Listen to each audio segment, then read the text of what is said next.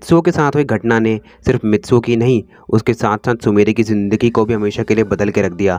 Mitsuo तो शायद अपने बेजान शरीर में जान भरने की लड़ाई लड़ रहा था, लेकिन सुमेरे वो तो अपने अंदर ही बेजान पड़ चुकी थी। सुमेरे के जीने का अब कोई मकसद नहीं बचा था। वो सिर्फ अब मित्सुओ के इंतज़ार में अपनी ज़िंदगी बिता रही थी। शायद मित्सुओ की प्यार की ताकत जो कि उसको भरोसा दिलाती थी कि वो उसके लिए ज़रूर लौट कर आएगा, और इसी भरोसे के सहारे आज तक सुमेरे मित्सुओ का इंतज़ार कर रही थी। लेकिन अब सुमेरे की उम्मीद भी फीकी पड़ने लगी थी।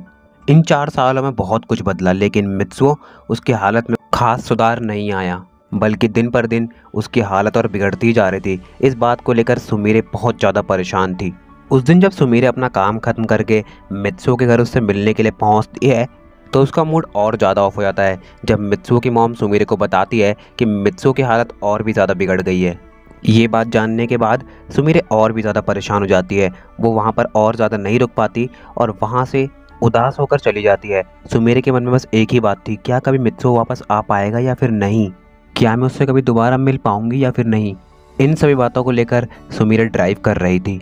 सुमेरे का ध्यान ड्राइविंग में कम और इन सभी बातों पर बहुत ज़्यादा था। सुमेरे इन सभी सवालों से घिर चुकी थी और अचानक से सामने से एक छोटी सी कार आ जाती है और सुमेरे उस कार से टकरा जाती है। वहाँ पर उनका एक छोटा सा एक्सीडेंट हो जाता है। सुमेरे को ज़्यादा चोट नहीं आती और पास ही के लोग सुमेरे को जल्द हॉस्पिटल ले जाते हैं। सुमेरे को हॉस्पिटल में एडमिट किया जाता है। डॉक्टर सुमेरे की चोट पर मरहम पट्टी कर देते हैं। सुमेरे के हाथ पर और सर पे थोड़ी चोट लगी थी। जब सुमेरे के मॉम डैड को ये बात पता चलती है तो वो तुरंत हॉस्पिटल पहुंच जाते हैं, और मित्सुओ के मॉम डैड भी जब ये बात जानते हैं तो वो भी जल्द से जल्द हॉस्पिटल में आ जाते हैं। सुमेरे के डैड अपनी बेटी की ऐसी हालत को देख के बहुत ज़्यादा परेशान हो जाते हैं। वो समझ नहीं पा रहे थे आखिर वो सुमेरे को बोले क्या। सुमेरे के डैड बहुत ज़्यादा गुस्सा हो जाते हैं मित्सुओ के मॉम डैड के ऊपर। वो चिल्लाते हुए कहते हैं, आखिर आप लोग कब तक मेरी बेटी को ऐसे बांध के रखेंगे? नहीं आने वाला आपका बेटा वापस, कह दीजिए उससे। क्यों देते हैं आप उसे झूठी उम्मीद कि वो लौट कर आएगा? कई बार डॉक्टर कह चुका है। अब मित्सुओ का वापस आना एक करिश्मा होगा, और ये करिश्मा होगा, इसकी कोई गुंजाइश नहीं है। मेरी बेटी की ज़िंदगी ख़राब मत कीजिए। मैं आपसे गुजारिश करता हूँ मिस्टर सुआ, कह दीजिए उससे कि वो आपके पास ना आया करे। हम तो कह के कर थक चुके हैं। और इतना कहकर सुमेरे के डैड वहाँ से चले जाते हैं। सुमेरे की मॉम मित्सुओ के मॉम डैड से माफ़ी मांगती है और सुमेरे के डैड के पीछे पीछे चली जाती है। लेकिन मित्सुओ के मॉम डैड को भी लगता है कि सुमेरे की डैड की बात लगभग सही थी। मित्सुओ के मॉम डैड फैसला करते हैं कि वो सुमेरे के पास जाएंगे और उससे बात करेंगे। वो सुमेरे को समझाएंगे कि वो मित्सुओ के लिए वो अपनी ज़िंदगी में ना रुके, वो आगे बढ़ जाए। कोई गुंजाइश नहीं है मित्सुओ लौटेगा या फिर नहीं। वो जानते थे ये सुमेरे के लिए काफ़ी ज़्यादा मुश्किल होगा, लेकिन वो हिम्मत करते हैं और सुमेरे से जाके बात करते हैं। लेकिन जैसे सुमेरे इस बात को सुनती है वो आग बबूली हो जाती है। सुमेरे मित्सुओ के मॉम डैड पर ही गुस्सा करने लगती है। आप ये कैसी बातें कर रहे हैं? मित्सुओ हमेशा कहा करता था मेरे मॉम डैड बहुत पॉजिटिव हैं, वो हमेशा पॉजिटिव बातें करते हैं, और आज आप लोग ऐसी नेगेटिव बातें कर रहे हैं। मुझे ऐसे आपकी कोई बात नहीं सुननी। मैं मित्सुओ के पास आना आपके कहने पर बंद नहीं करूँगी। मित्सुओ मेरा है, सिर्फ मेरा, और मुझे पूरा यकीन है कि मित्सुओ मेरे लिए लौट कर आएगा। तभी सुमेरे की मॉम वहाँ पर आ जाती हैं और सुमेरे से कहती है, सुमेरे बेटा शांत हो जाओ। लेकिन सुमेरे शांत नहीं होती। तभी डॉक्टर को आना पड़ता है और सुमेरे को एक इंजेक्शन दे के शांत करना पड़ता है। मित्सुओ के मॉम डैड भी सुमेरे को कुछ नहीं कर पाते। मित्सुओ के मॉम डैडी सुमेरे को समझा नहीं पाते और वहाँ से निराश होकर चले जाते हैं। अब सुमेरे हॉस्पिटल में रहती है ऑलमोस्ट 1 वीक तक। इस बीच सुमेरे से मिलने के लिए उनके कुछ स्टाफ मेंबर्स और खुद उज़ुमुकी भी आता है। पर अब सुमेरे लगभग ठीक हो चुकी थी और सुमेरे को हॉस्पिटल से डिस्चार्ज दे दिया जाता है। अब सुमेरे अपने घर पर होती है और सुमेरे के डैड फैसला करते हैं कि वो सुमेरे के पास आकर एक और बार बात करने की कोशिश करेंगे, और वो ऐसा ही करते हैं। जब वो सुमेरे के पास बात करने के लिए पहुंचते हैं तो वो बेहद प्यार से कहते हैं, सुमेरे बेटा देखो, मैं पिछले 4 सालों से तुम्हारी बातें सुनता हुआ आ रहा हूँ, लेकिन अब तुम मेरी बात सुनो। मैंने आज तक कभी तुम्हें मित्सुओ से मिलने से नहीं रोका। तुमने हमेशा कहा कि मित्सुओ मेरे लिए लौट कर आएगा और मैंने तुम्हारी इस बात का भरोसा किया, लेकिन अब तुम मेरी इस बात का भरोसा करो, मित्सुओ तुम्हारे लिए कभी लौट कर नहीं आ सकता। उसका ठीक होना बहुत मुश्किल है। मैं ये चाहूँगा कि तुम अब अपनी ज़िंदगी में आगे बढ़ जाओ। तुम्हारी ज़िंदगी बहुत ज़्यादा बड़ी है सुमेरे बेटा, तुम उसके पीछे अपनी ज़िंदगी ख़राब मत करो। मैं जानता हूँ तुम्हारे लिए बहुत ज़्यादा मुश्किल होगा, तुम उससे बहुत प्यार करती हो, तुमने अपने प्यार को साबित करने के लिए बहुत कुछ किया, लेकिन अब वक्त आ चुका है कि तुम अपनी ज़िंदगी को तवज्जो दो। ये ज़िंदगी सिर्फ एक बार मिलती है, इस ज़िंदगी को हम पूरी तरह किसी के पीछे ख़राब नहीं कर सकते। तो अभी तुम्हारा फैसला होगा सुमेरे बेटा कि तुम क्या करना चाहती हो। पर शायद अब कहीं ना कहीं सुमेरे की उम्मीद भी टूट चुकी थी। इसका मतलब ये नहीं था कि सुमेरे अब मित्सुओ से प्यार नहीं करती थी, बस अब उसकी उम्मीद टूट चुकी थी। शायद सुमेरे के डैड वहाँ से जाने लगे थे। तभी सुमीरे कहती है, डैड रुक जाइए, शायद आप सही कह रहे हैं, मित्सुओ कभी लौट कर आ पाएगा या फिर नहीं ये कोई नहीं जानता, पर मेरी ज़िंदगी वो तो मेरे पास है ना। मैं भी अब अपनी ज़िंदगी में आगे बढ़ना चाहती हूँ, मैं भी शायद अब कुछ करना चाहती हूँ, शायद डैड मैं बाहर जाकर कुछ बड़ा करना चाहती हूँ। सुमीरे के डैड ये बात जानकर बहुत ज़्यादा खुश होते हैं और सुमीरे को कहते हैं, मैं तुम्हारे साथ हूँ। तभी सुमीरे फैसला करती है कि वो एक बार जाके मित्सुओ से मिलेगी, क्योंकि अब वो बहुत जल्दी जापान छोड़ने वाली है। सुमीरे अब अपनी लाइफ में कुछ और करना चाहती है, वो इंग्लैंड जाकर अब एक नए बिजनेस में हाथ आजमाना चाहती है, वो भी अकेले। सुमीरे अपने जाने की ऑलमोस्ट सभी तैयारियां कर चुकी थी, उसने अपना प्लेन टिकट करवा लिया था, वो अपने सारे रहने के अरेंजमेंट्स इंग्लैंड में करवा चुकी थी, लगभग सारी तैयारियां हो चुकी थी। इस बीच वो एक बार में मित्सुओ से मिलने के लिए उसके घर नहीं जाती, क्योंकि ये उसके लिए बहुत ज़्यादा मुश्किल था। बस वो फैसला करती है वो जाने से एक दिन पहले मित्सुओ के पास जाएगी और थोड़ी देर रुक कर ही आ जाएगी। उसके लिए मित्सुओ से दूर होना काफ़ी ज़्यादा मुश्किल है, लेकिन अब सुमीरे जान चुकी है कि उसकी ज़िंदगी में आगे बढ़ना उसके लिए सही रहेगा और सुमीरे ऐसा ही करती है। अब सुमीरे कल इंग्लैंड के लिए निकलने वाली है। आज ऑफिस में सुमीरे के लिए एक फेयरवेल पार्टी रखी जाती है ताकि सुमीरे को गुड बाय कहा जा सके। इस पार्टी में काफ़ी सारे स्टाफ मेंबर्स सुमीरे को काफ़ी अच्छे अच्छे गिफ्ट देते हैं और ये पार्टी काफ़ी ज़्यादा शानदार थी। लेकिन सुमीरे को इस पार्टी में एक कमी खल रही थी और वो कमी थी मित्सुओ की। पिछले 4 सालों में सुमीरे पहली बार कोई पार्टी अटेंड कर रही थी। अब पार्टी ऑलमोस्ट ख़त्म हो चुकी थी, तभी उज़ुमुकी सुमीरे के पास आता है और बोलता है, तो तुम जा रही हो सुमीरे? सुमीरे बोलती है, हाँ मुझे जाना ही होगा।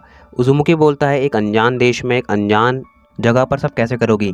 मैं तो कहता हूँ, मैंने सुना है कि तुम वहाँ जाकर बिज़नेस स्टार्ट करने वाली हो, हमारा कोई बिज़नेस वहाँ पर स्टार्ट कर लो, इतनी दिक्कतों का सामना नहीं करना पड़ेगा।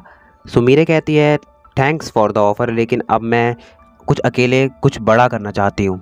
ज़िंदगी में हर वक्त कोई हमारा साथ नहीं दे सकता और उज़ुमुकी तुमने मेरे लिए बहुत कुछ किया है, उसके लिए तुम्हारा बहुत बहुत शुक्रिया। और सुमीरे उज़ुमुकी के गले लग के वहाँ से निकल जाती है, लेकिन उज़ुमुकी के चेहरे पर एक अलग ही लेवल की स्माइल थी, जैसे कि वो सुमीरे के जाने से खुश हो। उज़ुमुकी ज़्यादा कुछ नहीं कहता और वो भी वहाँ से चले जाता है। अब सुमीरे रास्ते में होती है और मित्सुओ के ही घर जा रही होती है। सुमीरे जैसे ही मित्सुओ के घर पहुँचती है, मित्सुओ के मॉम डैड पहले से जानते थे कि सुमीरे कल जाने वाली है, तो वो सुमीरे से ज़्यादा बात नहीं करते और मित्सुओ की मॉम सुमीरे को बताती हैं कि हमने डॉक्टर से बात की और डॉक्टर ने कहा शायद तुम सही कर रही हो सुमीरे। मित्सुओ की मॉम के कहने का मतलब था कि डॉक्टर ने फिर से कह दिया है कि मित्सुओ की हालत और बिगड़ गई है और अब उसका ठीक हो पाना और भी ज़्यादा मुश्किल हो गया है। सुमीरे को ये बात जान के बहुत ज़्यादा बुरा लगता है और अब वो मित्सुओ से मिलना चाहती है। सुमीरे मित्सुओ के रूम में जाती है और उसके पास जाके बैठ जाती है। सुमीरे अंदर से दरवाज़ा लॉक कर देती है और मित्सुओ के पास बैठकर ही उसे कई तरह की बातें बताने लगती है, जैसे कि जब वो पहली बार बचपन में मिले थे तब वो कितने अच्छे दोस्त थे, वो तो एक दूसरे के बिना कभी नहीं रह पाते थे। फिर हमारे स्कूल में कितनी लड़ाइयाँ हुई और शायद अगर उस दिन मित्सुओ सुमीरे को उस हाथी से नहीं बचाता तो शायद आज सुमीरे ज़िंदा नहीं रह पाती। और अब फाइनली सुमीरे बहुत ज़्यादा इमोशनल हो जाती है और कहती है, थैंक यू मित्सुओ, तुमने आज तक मेरे लिए जो भी किया बहुत कुछ किया, मैं उसकी शुक्रगुजार हूँ और शायद मैं उसका एहसान कभी नहीं चुका पाऊँगी। और सुमीरे की आंखों से आंसू आने लगते हैं और वो वहाँ से जाने लगती है। पर वहाँ पर मित्सुओ, उसे कुछ होने लगा था। मित्सुओ की बॉडी पसीने छोड़ने लगी थी, बहुत ज़्यादा पसीना, जैसे कि उसे बहुत ज़्यादा बेचैनी हो रही हो, मित्सुओ को तलब हो रही हो और वो इस जकड़न से आज़ाद होना चाहता हो। सुमीरे ऑलमोस्ट रूम से बाहर निकल ही चुकी थी और जैसे ही सुमीरे रूम के बाहर जाती है तभी एक आवाज़ आती है, सुमीरे। ये आवाज़ किसी और की नहीं, मित्सुओ की ही थी। शायद जिस पल का इंतज़ार सुमीरे को इन 4 सालों में था, अब वो पल आ गया था। सुमीरे जैसे ही आवाज़ सुनती है वो पीछे मुड़ती है। सुमीरे को अपने कानों पर यकीन नहीं हो रहा था। सुमीरे भागते हुए मित्सुओ के पास जाती है और चिल्लाते हुए कहती है, मित्सुओ। सुमीरे जाकर मित्सुओ के हाथ पकड़ लेती है और उसके सीने पर सर रखकर रोने लगती है। मित्सुओ अभी पूरी तरह होश में नहीं आया था, लेकिन वो समझ पा रहा था कि उसके पास सुमीरे है और उसे बेहद सुकून मिल रहा था। मित्सुओ को ऐसा लग रहा था जैसे कि वो कई सालों के बाद सुमीरे को गले लगा रहा हो, और ऐसा ही था। सुमीरे कहती है, मैंने तुम्हारा कितना इंतज़ार किया मित्सुओ, मुझे तो लग रहा था कि तुम कभी लौट कर नहीं आ पाओगे, लेकिन शायद किस्मत को हमारा दूर जाना मंजूर नहीं, जो आज आखिरी लम्हों में तुम्हें जगा दिया। सुमीरे भागते हुए मित्सुओ के रूम से बाहर जाती है और मित्सुओ के मॉम डैड को बुला कर लाती है। और जैसे ही मित्सुओ की मॉम ये बात सुनती है, उनके हाथ में कुछ सामान था, वो ज़मीन पर गिराकर मित्सुओ के पास भाग जाती हैं मित्सुओ के मॉम डैडी बहुत ज़्यादा खुश थे। सुमिरे फ़ोन करके अपने मॉम डैड और उजुमुकी को भी वहाँ पे बुला लेती है। सुमिरे के मॉम डैड भी ये बात जानकर काफ़ी ज़्यादा खुश हो गए थे और वो लोग डॉक्टर को भी बुला लेते हैं ताकि वो मित्सुओ को एग्जामिन कर सकें। मित्सुओ की मॉम मित्सुओ के गले लग के बहुत ज़्यादा रोती हैं। वो सुमिरे का बहुत थैंक्स कहती हैं। वो कहती हैं शायद अगर तुम नहीं होती तो मित्सुओ कभी ठीक नहीं हो पाता। सुमिरे के मॉम डैड भी बहुत जल्द वहाँ पहुँच जाते हैं और वो भी मित्सुओ को ऐसे देख के बहुत ज़्यादा खुश होते हैं। और अब रही बात सुमिरे के जाने की, अब वो तो बस एक बात ही बनकर रह जाएगी। अब सुमिरे यहाँ से कहीं नहीं जाने वाली। डॉक्टर भी आते हैं और मित्सुओ को एग्जामिन करते हैं। डॉक्टर बोलते हैं मैंने कहा था ना, मित्सुओ को अब कोई करिश्मा ही ठीक कर सकता है और शायद अब वो करिश्मा ही हो गया। मैं नहीं जानता कि मित्सुओ कैसे ठीक हुआ, ये बात बियॉन्ड द साइंस है। पर डॉक्टर जब ओवरऑल मित्सुओ को एग्जामिन करते हैं तो बोलते हैं कि पर एक दिक्कत है, मित्सुओ ठीक तो हो गया है लेकिन सुमिरे परेशान होकर बोलती है लेकिन क्या डॉक्टर? डॉक्टर बोलते हैं मित्सुओ अभी बोल नहीं पाएगा। डॉक्टर को सुमिरे बोलती है लेकिन मित्सुओ ने मेरा नाम लिया। डॉक्टर बोलते हैं हाँ, उस वक्त उसने तुम्हारा नाम लिया होगा पर अभी मित्सुओ के वोकल कॉर्ड पूरी तरह ठीक नहीं हो पाए। मित्सुओ को बोलने में समय लगेगा पर वो बोलने लगेगा, फिक्र मत करो। ये बात भी शॉकिंग थी लेकिन इस बात की खुशी तो मित्सुओ ठीक हो गया है। मित्सुओ बोल नहीं पा रहा था पर वो एक्सप्रेशन देखकर सबके अपने पास आने की खुशी को जाहिर कर रहा था। पर जब उजुमुकी मित्सुओ के पास आता है तो वो अजीब अजीब हरकतें करने लगता है। वो इशारे से उजुमुकी को दूर जाने के लिए कहता है। उसके शरीर से पसीना आने लगता है। सुमिरे कहती है उजुमुकी प्लीज़ तुम बाहर चले जाओ, मित्सु तुम्हें देख के परेशान हो रहा है। मैं नहीं जानती क्यों पर ऐसा हो रहा है, तुम प्लीज़ चले जाओ। उजुमुकी बोलता है इट्स ओके सुमिरे, पर शायद इसके पीछे कुछ तो बात थी। मित्सु ऐसे उजुमुकी को जाने के लिए कभी नहीं बोलता। उजुमुकी ने ऐसा क्या किया? क्या उजुमुकी ही कातिल है? ये बात तो सिर्फ मित्सुओ जानता है, उसके सिवा और कोई नहीं। सुमिरे अब अपना जाना तो कैंसिल कर ही चुकी थी। अब वो हर वक्त बस मित्सुओ के साथ रहती और उसका ठीक होने में अपना पूरा जोर लगा देती। सुमिरे ने सिर्फ 1 महीने के अंदर ही मित्सुओ को चलने फिरने के लायक बना दिया। मित्सुओ बोल नहीं पाता था लेकिन अब वो चल फिर सकता था और ये किसी वरदान से कम नहीं था।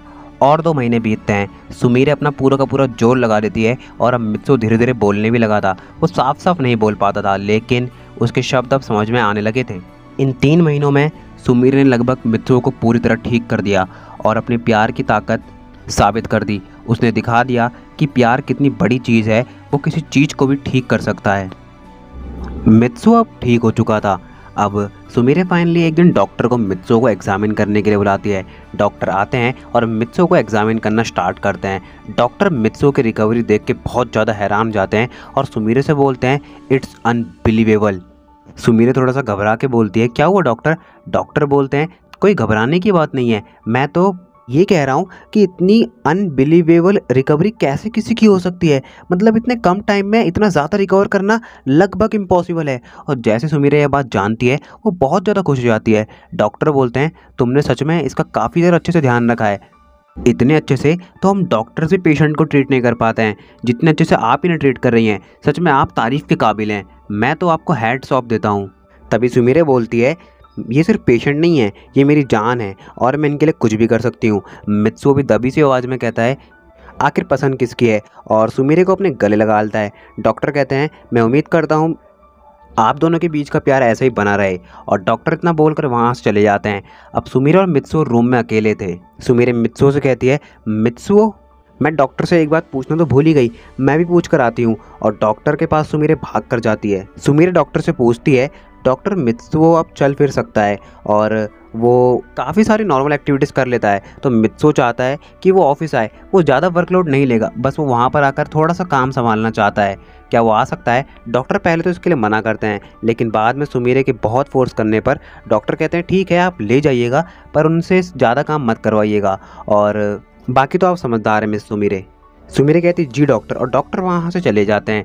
और सुमिरे जो रहती है वो रूम में आती है तो मित्सुओ को बताती डॉक्टर ने कहा है कि तुम ऑफिस आ सकते हो पर तुम्हें ज़्यादा वर्कलोड नहीं लेना है और तुम सिर्फ वहाँ पर आके थोड़ा सा ही काम करोगे। मित्सुओ कहता है अच्छा ठीक है, कम से कम मुझे इस बेड से छुटकारा मिलेगा। और मित्सुओ काफ़ी ज़्यादा खुश हो जाता है और सुमिरे ऐसे मित्सुओ को खुश देखकर और भी ज़्यादा खुश हो जाती है।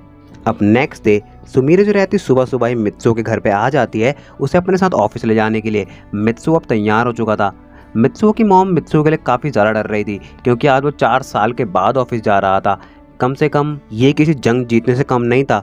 सुमिरे मित्सुओ की मॉम से कहती है, आप फिक्र मत कीजिए, मित्सुओ को कुछ भी नहीं होगा, जब तक मैं उसके साथ हूँ उसका कोई कुछ भी नहीं कर सकता। और मित्सुओ की मॉम कहती है, तुम हो तभी तो हम इतना फ्री होकर मित्सुओ को जाने दे रहे हैं, नहीं तो हम मित्सुओ को कभी नहीं जाने देते। और मित्सुओ को लेकर सुमिरे वहाँ से चली जाती है। अब कार में थोड़ा सा रोमांटिक सा मूड बन जाता है और मित्सुओ सुमिरे जो रहते हैं वो थोड़ा क्लोज आ जाते हैं, बिकॉज इतने सालों के बाद उनको ऐसा मौका मिल रहा था। और वो बहुत ज़्यादा खुश होकर ऑफिस पहुंचते हैं और जब मित्सुओ ऑफिस के अंदर एंटर करता है तो सारे कलीग्स आके उसका स्वागत करते हैं और मित्सुओ भी ऐसे माहौल को देखकर काफ़ी ज़्यादा खुश होता है। अब थोड़ा आगे बढ़ने पर वहाँ पर उजुमुकी खड़ा हुआ था। जैसे ही मित्सुओ उजुमुकी को देखता है वो फिर से बेचैन होने लगता है। मित्सुओ अपना सर पकड़ लेता है और कहने लगता है, ये यहाँ पर क्या कर रहा है, ये मेरा कातिल है।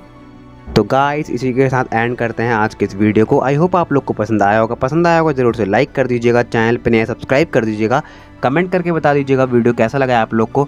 अच्छा लगा है अच्छा बता दीजिएगा, बुरा लगा है बुरा बताइएगा, पर कमेंट हर एक व्यूअर को करना ही करना है, वो मस्ट है। नोटिफिकेशन बेल को जरूर से प्रेस कर लीजिए ताकि आप लोग को चैनल के आने वाले वीडियोज़ की नोटिफिकेशन सबसे पहले मिल सके। और हाँ, मैंने कहा था ये लास्ट पार्ट होगा, बट मैं नहीं चाहता कि इतनी अमेजिंग स्टोरी को हम कुछ चीज़ों की वजह से ख़राब कर दे, इसलिए एक और पार्ट तो होना ही चाहिए। तो मैं मिलता हूँ आपको किसी और वीडियो में ऐसी किसी शानदार स्टोरी के साथ। तब तक के लिए stay tune with channel and my dear hearted sayonara.